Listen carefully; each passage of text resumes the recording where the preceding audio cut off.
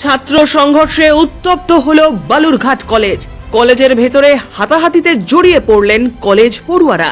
পরিস্থিতি সামাল দিতে লাঠি হাতে বাইরে বেরিয়ে আসেন বালুরঘাট কলেজের প্রিন্সিপাল পঙ্কজ কুণ্ডু নিজে।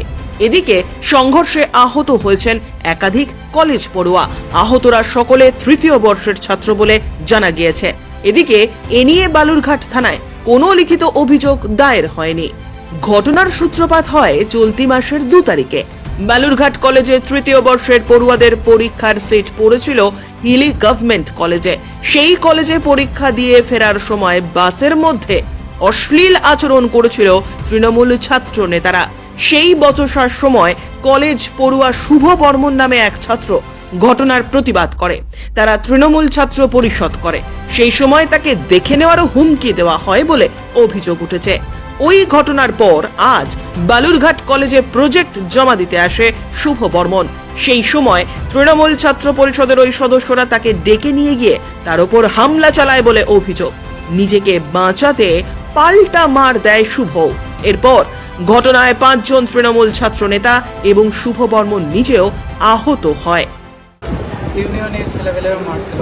এর আগে যখন এক্সামের থেকে ফেরার ট্রেন আসছিলাম, তো ওই দিনে ওদের বন্ধুর সঙ্গে ঝগড়া গণ্ডগোল করছিল। তো সেই সময় আমাকেও এখানে টেনে নিয়েছিল মোটামুটি, মানে কি ধমকি দিচ্ছিল যে তুই আমাকে চিনিস না করে।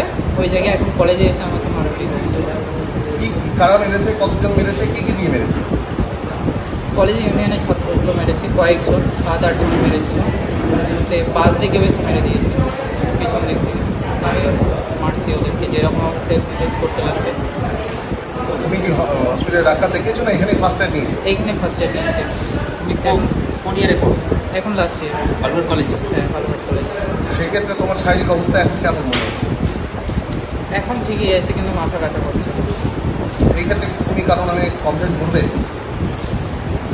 হ্যাঁ, করবো অবশ্যই। কিন্তু না, এই বিষয়ে কমপ্লেন করবো না, যে কলেজের বিষয়ে। প্রিন্সিপালকে কমপ্লেন করেছো? হ্যাঁ, প্রিন্সিপালকে করেছি। তুমি কি চাইছো? এখন চাইছি যে ওদের এই যে ভুলটা হয়েছে সেটা ওরা স্বীকার করুক, কীভাবে করেছে।